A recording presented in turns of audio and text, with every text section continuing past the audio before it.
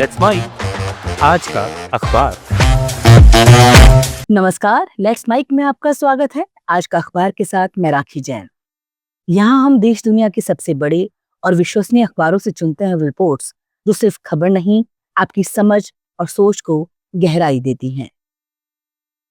The New York times से प्रकाशित लेख में उत्तरी आयरलैंड की शांति प्रक्रिया को आधार बनाकर आज की दुनिया में जारी युद्धों से सबक लेने की बात की गई है। लेखक बताते हैं, कभी असंभव लगने वाला उत्तरी आयरलैंड का संघर्ष, जिसे द ट्रबल्स कहा गया, कैसे लंबी हिंसा, असफल बातचीत और फिर धैर्यपूर्वक बने राजनीतिक संवाद के जरिए शांति समझौते तक पहुंचा। ये शांति आदर्श नहीं थी, सबको आधा अधूरा लगा, लेकिन फिर भी इसने साबित किया कि पहचान, धर्म और इतिहास से उपजे खूनी टकराव भी राजनीतिक प्रक्रिया से सुलझाए जा सकते हैं। लेख याद दिलाता है कि शांति आसान नहीं होती, दुश्मनों से बात करनी पड़ती है जिनसे आप नफरत करते हैं। अंतर्राष्ट्रीय दबाव जरूरी होता है, जैसा अमेरिका ने बिल क्लिंटन के समय किया। और सबसे अहम, हथियारबंदी शुरुआत नहीं बल्कि अंत का हिस्सा होती है।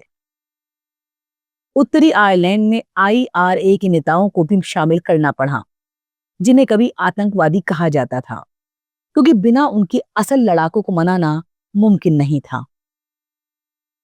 इसी संदर्भ में लेखक गजा और वेस्ट बैंक का जिक्र करते हैं। वो कहते हैं कि इजराइल फिलिस्तीनी संघर्ष भी बहुत उलझा हुआ मानकर टाला जा रहा है, लेकिन सच्चाई ये है कि इसका हल भी सैन्य रास्ते से नहीं बल्कि राजनीतिक समझौते से ही निकलेगा। अमेरिका लगातार हथियार और कूटनीतिक छूट देकर इजराइल को लड़ाई जारी रखने देता है, पर ये लंबी शांति के रास्ते को और टाल देता है। आखिरकार संदेश साफ है, कोई भी युद्ध हमेशा नहीं चल सकता। जैसे उत्तरी आयरलैंड में, वैसे ही पश्चिम एशिया में भी सबको समझना होगा कि सुरक्षा और न्याय हथियारों से नहीं बल्कि राजनीतिक समाधान और बराबरी के अधिकारों से आएंगे। देर से सही, लेकिन शांति का रास्ता यही है। द गार्जियन में प्रकाशित लेख में मेडागास्कर के नौजवानों की उस लड़ाई का जिक्र है जिसमें वो राष्ट्रपति एंड्री राजोएलिना से इस्तीफा मांग रहे हैं। हाल ही में सरकार भंग करने की उनकी घोषणा को युवाओं ने अधूरी जीत माना और साफ कहा कि उनकी असली लड़ाई सत्ता परिवर्तन और भ्रष्ट सिस्टम को बदलने की है। इन विरोधों में अब तक 22 लोगों की मौत और 100 से ज्यादा घायल हुए हैं, जिससे माहौल बेहद तनावपूर्ण है। लेख बताता है कि ये आंदोलन अचानक शुरू नहीं हुआ। राजधानी एंटानानोरिवो में पानी और बिजली की किल्लत को लेकर विरोध करने वाले स्थानीय नेताओं की गिरफ्तारी ने इसे जन्म दिया। सोशल मीडिया के सहारे ये आग तेजी से फैल गई और इंडोनेशिया, नेपाल जैसे देशों के जेन जी आंदोलनों से प्रेरणा लेकर मेडागास्कर के युवा भी सड़क पर उतर आए। उनका कहना है कि वो सिर्फ सरकार भंग करने से नहीं मानेंगे, बल्कि राष्ट्रपति के इस्तीफे, संसद के विघटन, संवैधानिक अदालत और चुनाव आयोग में बड़े बदलाव और भ्रष्टाचार की जड़ों पर वार चाहते हैं। राष्ट्रपति राजोएलिना, जो खुद 2009 में तख्ता पलट के जरिए सत्ता में आए थे, अब युवाओं को बातचीत का न्योता दे रहे हैं। उन्होंने बिजली पानी की किल्लत के लिए माफी भी मांगी और कहा कि वो युवाओं के साथ संवाद चाहते हैं। लेकिन जेन जी मेडागास्कर के कार्यकर्ता इसे राजनीतिक चाल मानते हैं। उनका साफ कहना है कि बातचीत तभी होगी अगर सब कुछ सार्वजनिक और पारदर्शी हो। कुछ युवा तो सीधे कह रहे हैं, ये सिस्टम माफिया है, इससे सुधार की उम्मीद नहीं है। लेख का मर्म यही है कि मेडागास्कर की नई पीढ़ी खुद को आखिरी उम्मीद मान रही है। उनके लिए ये सिर्फ एक आंदोलन नहीं बल्कि भविष्य की लड़ाई है, चाहे डर हो या दमन। वो मानते हैं कि अगर अब नहीं खड़े हुए तो फिर कभी नहीं हो पाएगा। इस आंदोलन से साफ झलकता है कि अफ्रीका के सबसे गरीब देशों में से एक मेडागास्कर के युवा अब हालात बदलने का पक्का इरादा कर चुके हैं। अल जजीरा में प्रकाशित लेख में नाइजीरिया को लेकर फैलाई जा रही अफवाहों और गलत दावों पर चर्चा की गई है। हाल ही में अमेरिकी टीवी होस्ट बिल माहेर ने अपने शो में कहा कि नाइजीरिया में क्रिश्चियन जनसंहार हो रहा है, लाखों ईसाई मारे जा रहे हैं और हजारों चर्च जलाए जा चुके हैं।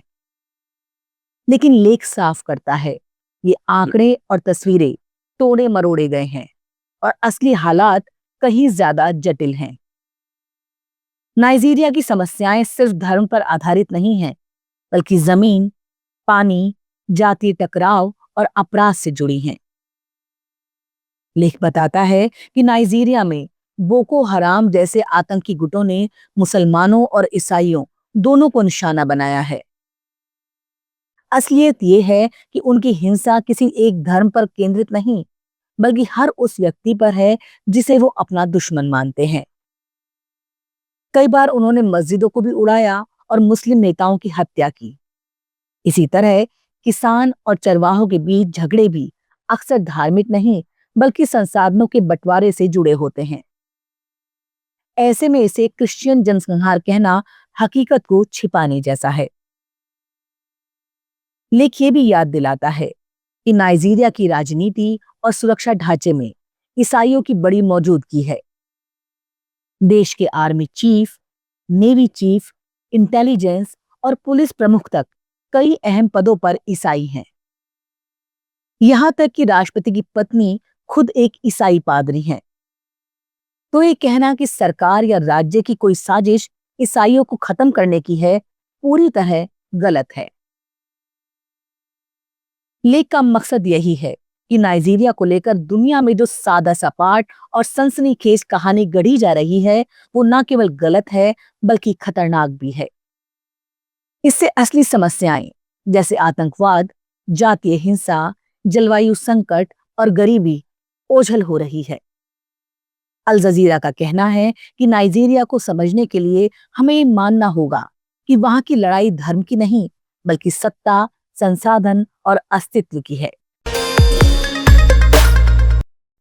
द वायर में प्रकाशित लेख में प्रधानमंत्री नरेंद्र मोदी के हालिया दावों और आरएसएस की ऐतिहासिक भूमिका पर सवाल उठाता है। पीएम मोदी ने आरएसएस के शताब्दी समारोह में कहा कि संघ और उसके संस्थापक डॉक्टर हेडगेवार ने स्वतंत्रता आंदोलन में बढ़ चढ़कर हिस्सा लिया, जेल भी गए और अंग्रेजों के अत्याचार सहे। लेकिन इतिहासकारों का मानना है ये दावे ऐतिहासिक साक्ष्यों से मेल नहीं खाते। लेख में इतिहासकार शम्सुल इस्लाम का हवाला दिया गया है, जो साफ कहते हैं कि आरएसएस कभी भी भारत के साम्राज्यवाद विरोधी आंदोलन का हिस्सा नहीं रहा। डॉक्टर हेडगेवार की जेल यात्राओं को भी लेख ने स्पष्ट किया है। पहली बार वो कांग्रेस कार्यकर्ता की हैसियत से खिलाफत आंदोलन में गए थे और 1930 के नमक सत्याग्रह में भी उनकी निजी भागीदारी थी, न कि संघ की संगठित भागीदारी। उस समय उनका मकसद स्वतंत्रता संग्राम को आगे बढ़ाना नहीं, बल्कि संघ के लिए नए कार्यकर्ता जोड़ना बताया जाता है। लेख ये भी बताता है कि 1934 में कांग्रेस ने बकायदा प्रस्ताव पारित करके अपने सदस्यों को आरएसएस, हिंदू महासभा और मुस्लिम लीग जैसी संगठनों से दूर रहने का निर्देश दिया था। वहीं 1942 के भारत छोड़ो आंदोलन में भी संघ की कोई संगठित भूमिका सामने नहीं आई। उस समय के सरसंघचालक एमएस गोलवलकर ने खुद माना था कि संघ ने आंदोलन में कुछ प्रत्यक्ष नहीं किया। ब्रिटिश सरकारी रिपोर्टों में भी दर्ज है कि आरएसएस ने कानून का पालन किया और गड़बड़ियों से दूर रहा। द वायर का कहना है ये सवाल उठना लाजमी है, क्या देश की आजादी की लड़ाई में आरएसएस की निष्क्रिय भूमिका को ढककर उसे नया रूप देने की कोशिश की जा रही है। आज का अखबार में फिलहाल इतना ही। देखते रहिए, सुनते रहिए लेट्स माइक। नमस्कार। आप सुन रहे थे let's make more than radio. Follow कीजिए हमें हमारे सोशल मीडिया प्लेटफॉर्म्स पर। आप सुन रहे थे लेट्स माइक